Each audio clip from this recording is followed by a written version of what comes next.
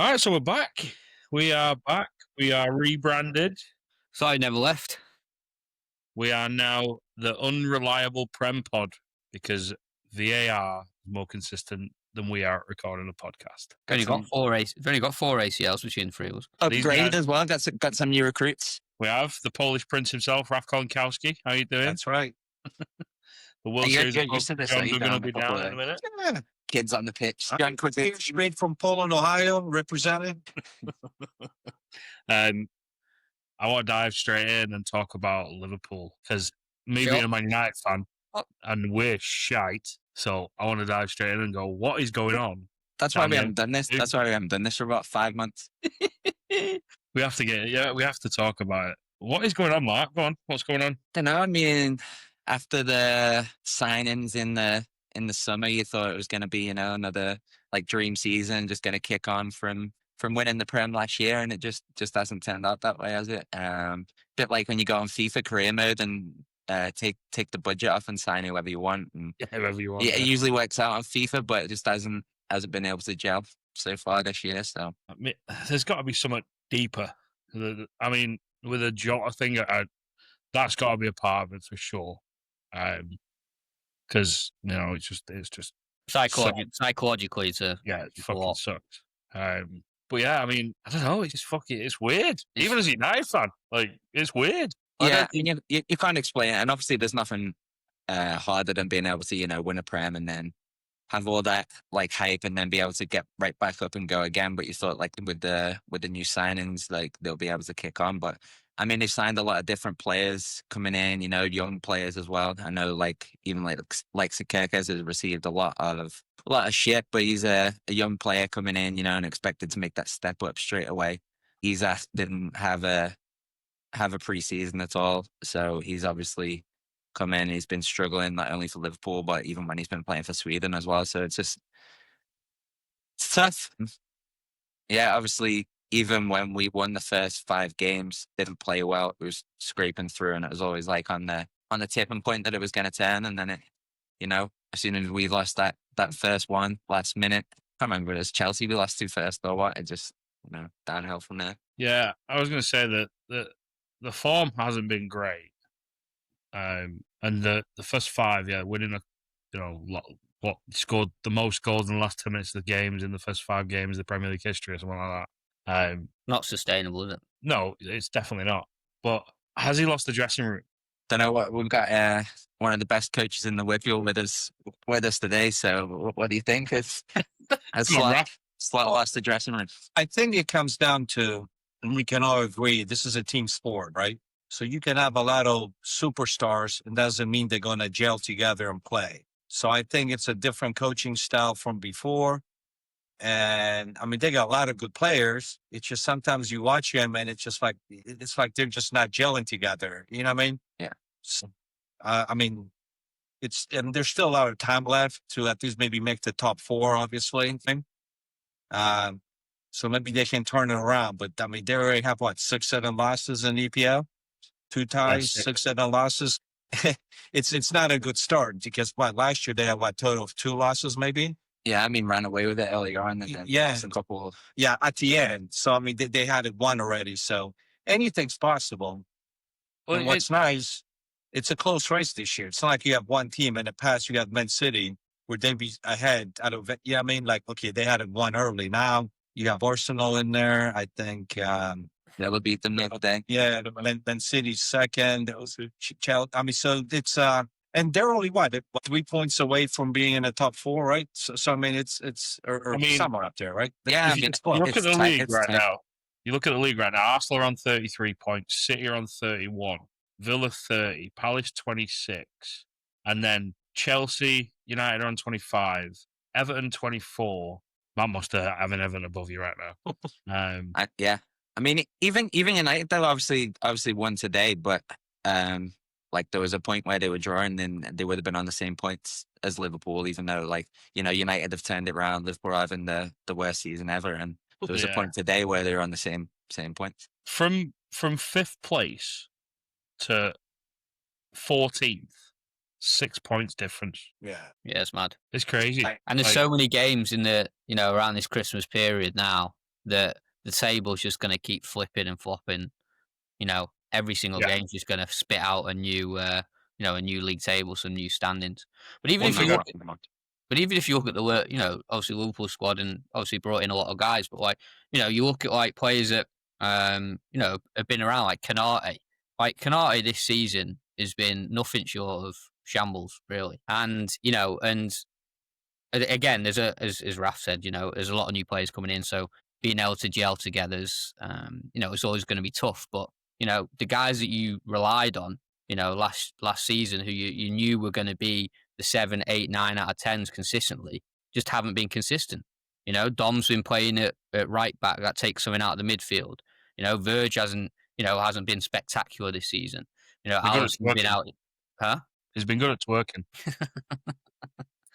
Fanny, you won your Premier League like that, lad.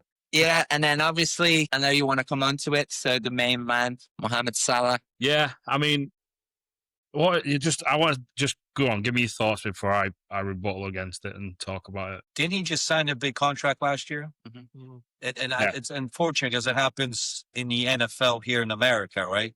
You sign a big contract and then you kind of like, you relax a little bit, right? And the drive might not be there. I mean, there was the same with Marcus Rashford.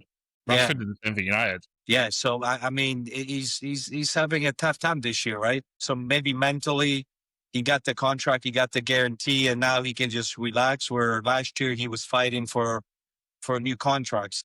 It happens, and he's also what 31, 32? Yeah, 32. I think Yeah, it is. so he's 28 is his prime, right? So he's kind of maybe on his way down a little bit. Who knows? Honestly, though, I think it's just go back to what he came out and said the other day. It's just bang out of order to come out and say that. You just can't do it. Yeah, Fanny, Like what's your he's thoughts on it? basically offered, and I know like a lot of people had their opinions on it and that, but he's basically offered an ultimatum to Liverpool there saying, you either keep me or you keep Slot, and it's pretty much putting pressure on them to fire Slot, and look, I think he's one of those players who's very insecure. Like he needs to be told all the time that he's doing a good job, and the fact is he's just not going to get that from especially a Dutch coach, like Arne Slot. I remember I played for a Dutch coach at Point Park, and I came back after my ACL surgery, my first one, and obviously like I'd lost a little bit of a step and was in preseason, and I was like out of favor playing with the second team and that. And so I went up to him after training one day and I was like, hey, what can I be doing? What could I be doing better? Like, how am I going to get into this first team? And he said, you're just not good enough. Like, you're not fast enough. You're not fit enough. Like, and basically that was all he gave me. There was no like put his arm around my shoulder. I loved it because he was like straight to the point and give me like a reality check. Think, all right, fuck, I better knuckle down and work harder. But I think with Salah, why he thrives so much under someone like Klopp is that, he's one of them who would go put his arm around him, even though he didn't have that many bad spells, but if he'd gone like a little bit of a scoring drought, I think he needs that. And when he's not playing well, he needs that encouragement, which he might not necessarily get from someone like Slot. And he's been bold. Look, Salah hasn't deserved to keep being on the team sheet from the performances he's putting in this season. And we've been struggling to win games. We've been conceding a lot of goals. So, I mean, the first play you've got to look at is someone who he wants to shore it up at the back and build from there. And we did that against West Ham. Then obviously the Sunderland game, the Leeds game, it didn't quite work out. So I don't know where it's going to go from here. Fanny, what's your thoughts on it? Yeah, I mean, he's done obviously a lot for Liverpool. Don't get me wrong, but it's in terms of the Premier League season now. You can't come out and you give the old excuse of I've done this, that, and the other. Like ultimately, Arnie's being like any manager is being judged on results right now. In the present. So as Mark said, he's not exactly lit the game up when he's been playing, and I don't think he's been deserved to be on the team sheet. And Arnie's obviously trying guys out in different positions. So it's Joe Gomez, Connor Bradley. You've got Verts now back in. He's trying to figure out is it Isak or Ekatike. So there's a lot of question marks. And I agree with Mark. I'm I'm not sure what the next, steps are, or I don't even know if Arnie knows what his best team is right now. And that's obviously concerning, because the consistency part of it is ultimately where you start to grind out results. You can't be one week getting a decent result against West Ham, and then obviously conceding 3 and drawing with Leeds. The next. So the consistency, the quicker you can figure out the best 11, and the most cohesive 11, the quicker the consistency, and ultimately that in turn should probably bring results. We got a full-blooded Scouser in the house who wants to give his opinion as well on it. Here he is. It's Been waiting for this one. from Cultured with his red, Don't white. have to hear from the wall anymore. on Salah or Slot or what? Go on, talk about Salah. Give us your thoughts on the Salah situation. I think it's saying it all today. Allison come out and he's one of the leaders of the team and just said he's wrong. And it was like, Raf touched on it a little bit earlier about like how blending players together and having them all, like, you can have the best players like as Real Madrid have done in the past, but that doesn't, and PSG, that doesn't equate success. And obviously there's been a lot of turnover at Liverpool, and Salah's not like the position he is in the team now, because obviously the whole team's always been set around Salah scoring goals, and that's what's got us out of the shit a lot of the time. Apologies if you can't swear. Oh no, you're fine, you're good.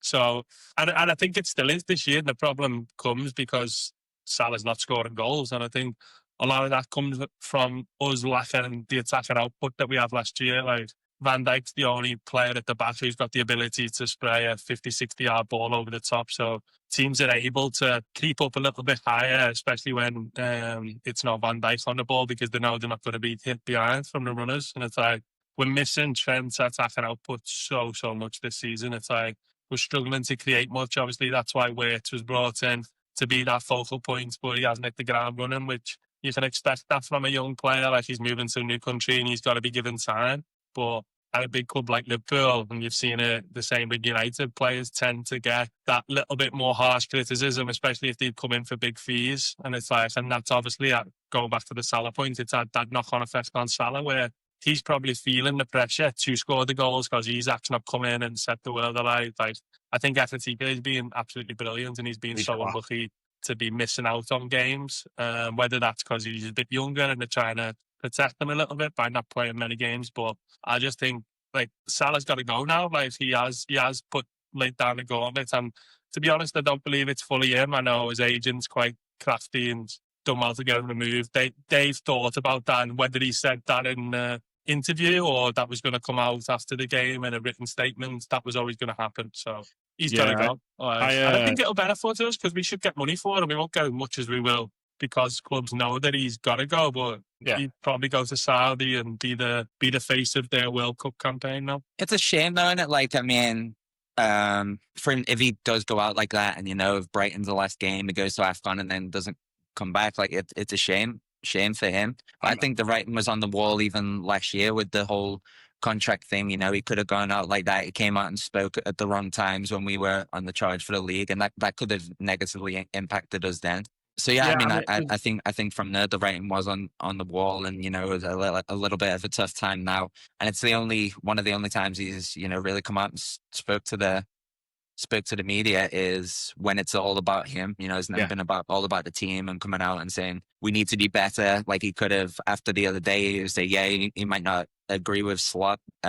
He's gonna knuckle down, work harder. He's been given the chances all season. It's not like he's been performing and he's had one bad game and it's dropped off. Sunderland game last week, he came on at halftime and didn't really impact the game too much as much as he would have liked to. And I mean, I would say I was surprised when he didn't maybe come on when they got it back to 2-2 the other day, because he's someone who can always get you a goal. But the one thing I guess frustration, but he's thrown. I think he came out and said that the club have thrown him under the bus, but I think he's thrown Slot and the club under the bus by coming massively. The one thing I heard today was he walked through the mix zone, went and got a shower, and then came back to the mix zone to do that interview. He would have done that interview whether we won. Yeah, for sure. His agent would have written up what he was going to say, but he's actually took it upon himself to then go out to the spoken media and he's like, yeah, and he's went for it. And fair play, it took a lot of balls for him to do that, but Yeah, that would have went out there either way. I agree with that. And again, like the clubs made the decision not to put him in the squad for tomorrow, which is, I think it's absolutely fucking bang on. No one's bigger than the club. I don't think he'll get on the bench against Brighton. I don't. Mate, I don't. that'll be a tough way to go out there, isn't it? Like, Yeah, but I mean, but he's it's kind not of like sentimental. made his bed. He's kind of made Yeah, his bed yeah. now. When you've got Allison coming out and saying, he shouldn't have done it. I think it was Danny Murphy today. No, was it Danny Murphy? No, Jason McAteer on one of the Al Jazeera TV or something like that. He was saying, because someone asked him, like, has Salah carried Liverpool through the Premier League years? And he was like, no, Gerrard carried Liverpool through the Premier League years. yeah. But then she was like, well, hasn't he won you 2 Premier League trophies in Champions League? So then he rebutted back and said, well, we want to win it without Henderson, which is, I think, fair. You know what? On that, I think they are missing. I know they've got Van Dijk there, but like in terms of leaders, like voices, I think they're massively missing someone like Jordan Henderson, someone like James Milner. You know, I agree with that. and to even go back to like obviously Jota again, I think having someone like Henderson, like a Milner, to like pull everyone back to even Klopp. Even like a personality like Klopp would have been massive after something like that to get everyone together. And like we were talking the other day about, you can see how much it affected the players with Andy Robertson's interview after the Scotland game. They just won. It's not even a Liverpool game, nothing even to do with Liverpool, and he's bringing up Jota. So you can see this though, carrying that with them all the time. That's massive. Like it like I said, I've never fortunately been in a position where I lost anyone playing like on my team, but as a pro as well, like at that level, you spend all your time with those people. So that's a massive effect on it. And John spent all that game this season. He was saying about how like that 20-minute mark, like when they sing, there's like a definite lull after that. Yeah, just back on the Salah one. Like I went to the first game of the season, and it was very noticeable. I don't know how much it's in like the outside the Liverpool media, but he stood in front of the cop for a solid 2 minutes and was crying, and it was like, I didn't even know what their relationship was. I didn't even know when Robbo's relationship was really good. He went to the wedding. It was like, you don't really know that. There's like, not everyone gets on in football in dressing rooms and that. You don't not really know who the friends are, but it's like, just on what Mark's saying, every time it gets to 20 minutes in Anfield, it's like the song goes up, Jota and now, which is brilliant and that, but you definitely see a lull in what's happening on the pitch. And it's like, it's no coincidence that we're almost like, what's the word? Like faltering into half time in some games. And it's like, it'll affect people. Massively, because you're getting on with your job, whatever it is, and like you've lost a colleague, and it's like it's being brought up, and it's like fuck me, mate, like you know what I mean, or lad they were played with last year, and it's like they know it's coming as well in that 20 minutes, and it's you can feel it in the stadium. It just you really can. Well, it's like when you have a team, you guys are all brothers, right? So last year they had a heck of a year. And everybody's close, and then when you do lose somebody, it mentally, it can affect you, right? And these guys are close. They're changing together. They're eating together. They're practicing together. They probably hang out after games or practices together. So I'm sure that has a lot to do with maybe some of the stuff that's been going on. So, and going back to what you said with Salah, nobody should be bigger than the team, right? So if he's acting out, if he's being a spoiled brat, then the team has every right to kind of hold their ground and say, listen, it's either you're with us or against us, right? So he's kind of doing it to himself. Yeah. No, he is for sure. So it's unfortunate. He signed that big contract and now he's acting different than what he did before. No, you're right. And I did push back when you said about like him being on the bench for Brighton or whatever, but I think like thinking about it now, it's right. Like no player's bigger than the club. Yeah, I don't think he will. The way that he's come out and he's said that and he's done that, and now everyone's kind of like, no, you're wrong. There's no chance on earth they've put him on for Brighton. Yeah, and then when like maybe a couple of years down the line, or 5-10 years down the line, he'll come back and get his plaudits in like a charity match or something like that, because I really don't see any way back. I think we've seen that's the last of Salah we've seen in a Liverpool shirt. Sad. I mean, even Arne Slot said it today. He said, like, the door's never closed on anyone, but that's trying to take the wheels out from straight under him. You know what I mean? Yeah, he was very clever in saying that because like his agents will be scrambling now if and they'll be talking. They'll be like, "Well, do you want to play Brighton? Because if you do, you've got to do X, Y, Z. Here's the backlash on it. Here's what everyone thought." Because in their heads, they've gone and went, "Oh, and everyone's gonna go with you here," when it's literally 180 there, and everyone's like, "No, you're in the wrongs." Yeah. They'll be scrambling now, and the talks with them will be, "Well, do you want to be a part of the Brighton game? And you've got to do this, that, and the other." And into the next few days will be very interesting. Yeah, I'm intrigued to see what comes out in the next couple of days. Especially from United standpoint. Especially from United standpoint, I'm just fucking like, this is brilliant. Fucking that grenade just coming out. Hold that. Oh, you know, we felt with Rashford and Ronaldo, and it's great to be on the other side of it for once. Fuck me. So we'll move on to that. Like, in terms of the league title, the title race, are Arsenal going to bottle it again? I don't even know if it's at a point yet where it's. I don't know if it's at a point where it's bottling it, just because. Yeah. You know, the last couple of games they've had Gabriel and Saliba out, which is obviously massive. Like, the clean sheets have gone down. They haven't scored many goals like all season. There's a couple of games they scored, but again, they're getting the goals from set pieces. So if you can see them 1 or 2 goals in a game, then it's going to be difficult. But I think they're the strongest, most complete team in the league. Declan Rice is phenomenal, probably the best player in the league right now as well. So I think they're the most complete team, but I don't think they've got the wheels to do it. Yeah, I don't know. City have not even fucking hit form yet. And they're not. They're striding. I mean, they always finish strong as well. Always. They've lost 4 games. Arsenal have lost 2, so the 2 points behind Arsenal. With 15 games in. What are the next 5 games? What are the next 5 games?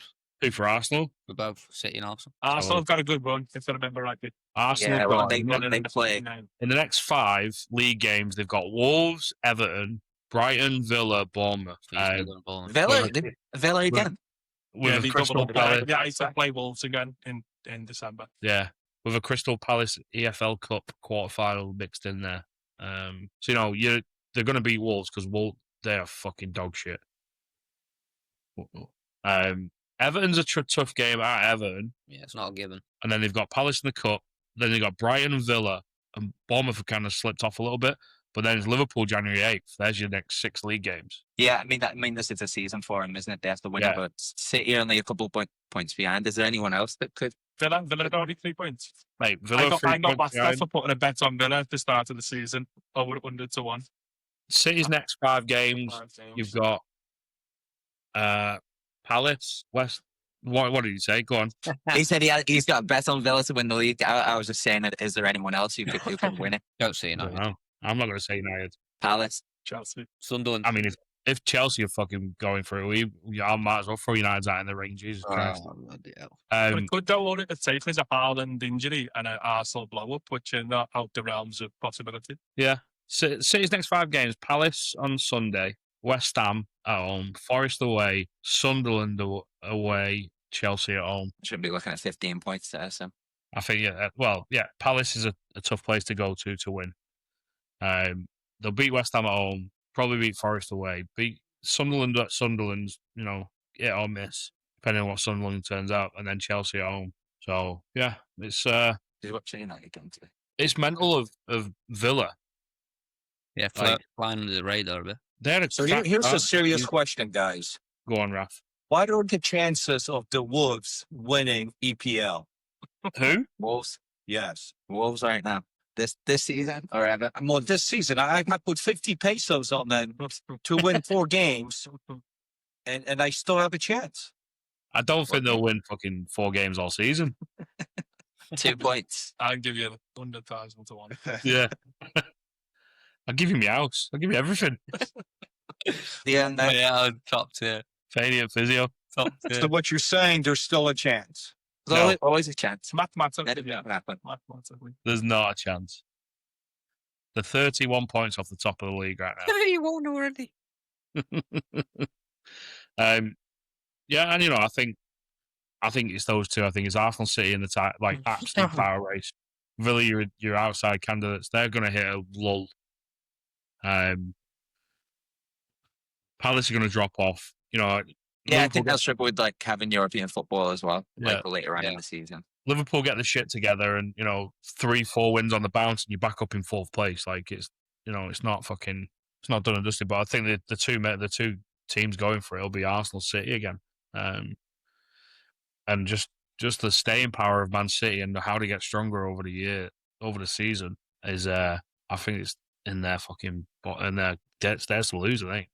Be interesting to see who they both lose for the African nations, because that's going to have a massive effect on it. And also, obviously, players who haven't played in the World Cup, like not that they're down tools, but they don't want to miss the World Cup through injury or that plays a massive part. I don't think City they've got one Mamouche. Yeah, well, he's not been playing much anyway.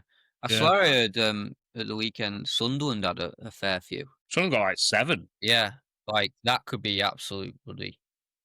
Yeah, it's a good job they've got the points on the board, one. Yeah, right. Yeah. What are they? The 10 points from safety, Sunderland. They'll be signing Lee Catamol in January. That's what. Yeah, like I said, I think I can't remember what our predictions were. I'm gonna have to rewatch the episode of what our predictions were to see where we were at. Who'd go down?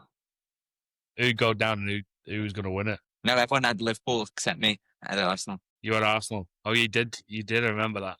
Rat. So win-win then, was it? So yeah, like I said, I think it's Arsenal City, and then 3, 4, and 5 is going to be a Villa, Chelsea, United, Liverpool.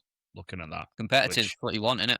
Which I'll take fucking 3, 4, 5, or 5 right now. Jesus Christ. I say it like you. So obviously, big United fan. You happy with what's going on now? United, I know they drew against West Ham the other day. Like I feel like it's like up and down a little bit, but trending up. We bought well in the summer to get us goals and to get us back up the table. We didn't buy to win the league because it's never going to happen. Not yet. I've loved Mbumo since he's come in. I think he's been fucking brilliant. Junior will start to find form, which is great.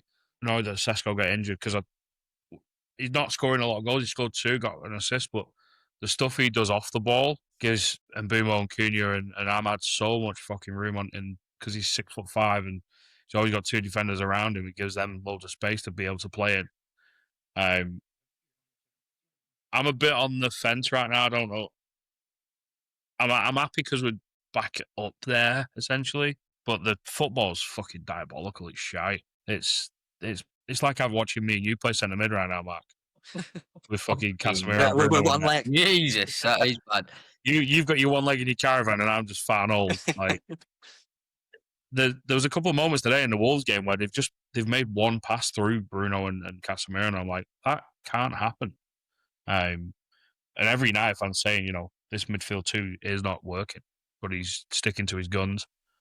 And I kind of agree with what Nicky Butt came out on his podcast and said that Kobe Mainoo's got to leave United to get minutes. Whether that's on loan, I hope it's only on loan, because if we sell him, there's going to be a fucking revolt, I think. One thing I was pissed off about today, you got Shea Lacey on a bench. He's a fucking unbelievable young talent. We're 4-1 up with 10 minutes to go. Put him in for 10 minutes. Give him a bit of taste. But you bring on Xerxes, who just does fuck all. And I've been toying with that the last couple of days. Our little tagline is youth, courage, and success. And we're not fucking playing any youth. And we're not having any success. Got some courage. 1 of 3. Courage every 1 in 3 games. But no, I don't. Right, but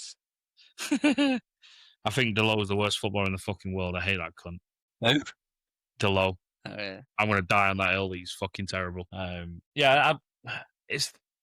not getting too excited because it's United, and we'll have.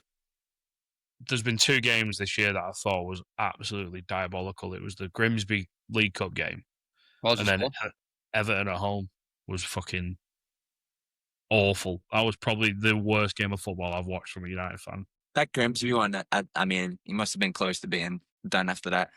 No, I mean, there was a lot. The way that he came out and was like he fucking blew up. I thought he's gonna walk here. He's done. Like, that's what but I thought he was gonna get done. We had chances to win the game in penalties and we didn't. But I see his body language like on the sidelines and that. It was like, I thought he was gonna fucking just get his contract, tear it up, and arrivederci. See you in a bit. Okay, after the Whitfield final. Let's see what we're doing. Let's see what we're doing in January. No, one more year for you. It humbles you. Yeah, let's see what we do in January. I think we'll try and get a midfielder in January, whether that's. There's been talk of Conor Gallagher on loan, which I don't mind that. I think Get Kobe McTominay back. There's a lot. He's It's wank. not mixed sauce. You can't. Don't give me that bullshit. Hey, that overhead kick, unbelievable. Fucking shit. Yeah, I'll give him that for Scotland. For Scotland, he looks like fucking the best player in the world. And Napoli. No, Just Napoli's United white. can't wait. Rasmus Rooney's Højlund against scoring City, goals in or Napoli. Tottenham's against them. Rasmus Højlund scoring goals in Napoli. I could fucking do something in that Italian league. It's Good job, shite. Good job, Jason, on here. Be fuming. Yeah, Italian football's wank. You got a It's little quiz terrible. for us anyway. I do. I've got. Let me just load him up real quick. We'll have a little. Let me got a marker. Put a break. Is the here. first question how long Jason's been supporting Wrexham? Oh, That's It's fucking brilliant. Jason Edwards. Of course. Fucking. Yeah. All right. Bloody hell. fucking, I have to pull that closer. Who is this player? Who's the player? Is it the easy one? This is the easy one. Fucking hell. Gabon. Let's say Chelsea. Who's a Gabon? Played for Gabon. Oh, that's easy. Douglas gonna get. You got it. Right, hang on. Aubameyang. Yeah, I was. Yeah, I remember Yeah. Aubameyang. yeah, Dortmund Ah, and Arsenal. Yeah. Well done. Well done. That's number one. That's the easy one. That's the easy one. Who is this player?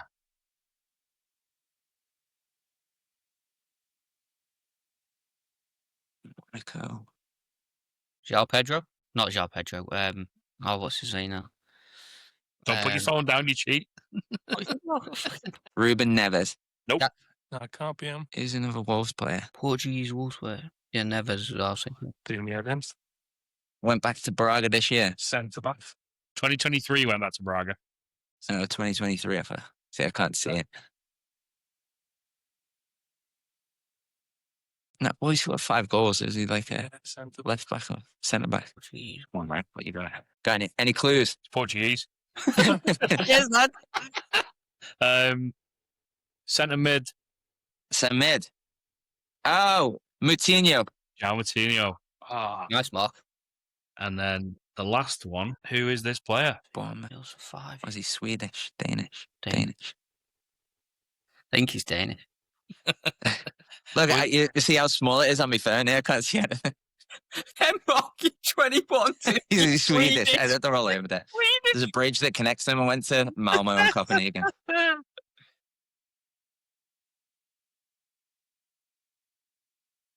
Giving up on that one. He was Jensen. Is Bournemouth. it Jensen? No, not Jensen. He was Bournemouth. Billing. Philip Billing. Billing. Well I don't done, never get that. Hey. Right. Ibrahimovic, didn't he have something? Oh, no, that was the other one. No. Well done. Well done. That was who? I didn't realise he was Swedish. Who am I? Yeah, Swedish, mate. Yeah. Didn't realise. Quiz done. We got a fainties corner or what? That is Freddie's corner. I am prepped for Freddie's corner. It'll take him 6 weeks to prep something. I'll chat GBT it real quick. Who won the Premier League that season? Who finished second? Who's going to win it this year? Um, There's only one answer. No, we'll try and get these as regular as we can. Nice again. of Mark to show up for one and then fuck off for 3. No, it says Steelers game next Monday, Belfast the week after. I have to try and get on. There we go. If there's only not many of us showing up, though, we might be able to. Squeeze one into the west. I've got a quiz for you. Right. Yeah, can you name 3 players you can put on a barbecue? Three players Three you put on a football barbecue. players you can put on a barbecue. Patrick Berger. I'll give you the clue. No, go. Go on, give us a clue. All right, it's not just food. Cole. Andy Cole, Ashley Cole, Joe Cole. No, no, no. All the goals, all the goals. We've got layers Three on. lots of Cole. That's it. And you got there's one more, but you could have 2 more, Ben Woodburn. One more. Woodburn. and that's a clue as well. Good one, that. And that's a clue as well. There's one more. Is it? Ben Woodburn. Woodburn's a good one. There's one more, but you could have 2. That's a clue. And Woodburn. And Wood's Good a to see clue. you, T-Rap. All right, Rafa. boys. Peace out. Take it easy, Rafa. All right, it's good to see you, man. Good luck to bottom of everything. I would like to put that's probably a millionaire. See him out. See you guys. Chris Wood. Grill. Let's have a little brainstorm. I'll come back to you. What we got? The Cole family. All the Patrick coal. Berger. Chris Wood. Burger coals. Is there anyone called lettuce? You don't put that on the barbecue, you put that on the burger. Bratwurst. Anyone got the last name Bratwurst? Is there a grill? I was just thinking that Grillo, but he's a golfer, isn't he? Yeah. George Foreman. Emiliano Grillo. That's a tough one, that. Are you straight on with Patrick Berger though? What about kebab? What about kebab? Got the answer. How long ago? Yeah, so I'm trying to get it.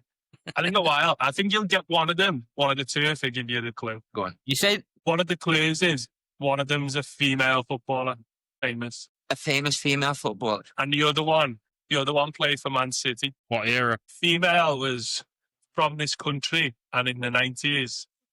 And the Man City player was in the 90s as well. Mia Hamm. Mia Hamm, yeah. Ah, there you go. That was the controversial one, but the other one's like straight off. You can whack him on a barbecue. Like Man There City. you seen go. it done. You seen it done. Man says, I've seen a lot of barbecue. I've seen a lot of burgers. All right. Yes. Yeah. Well, we're back. City in We're the back night. rolling. Wait, who was the last one? We didn't get it yet. But you can't be cut No. off. Sean Gota. No. Put goat on a barbecue. He's close. To a One go. shot. Hey. Paolo one shot. Paolo, one shot. One shot, lad. I thought you said Philip Landchop. You can't be too young for M things, aren't you? That was before my time. Paolo. You look old with that little bum fluff you got on your lip, anyway. And we were staying indoors. Make sure the wind don't blow it. Stay away All from right. that. Yeah. Good to be back. Yeah, we'll be, again, so See you we've in Craigie. rebranded. We're now the Unreliable. We'll be as Fan unreliable podcast. as ever. We'll be unreliable as ever. Sorry, Sue. And I have number one fan. Should we make that Duggan's on? Hey, I went on our Spotify creators yesterday, and our top. Have a guess what our top 5 countries were that was listened to. What, England? The US was number 1. England was number 2. Wales. No.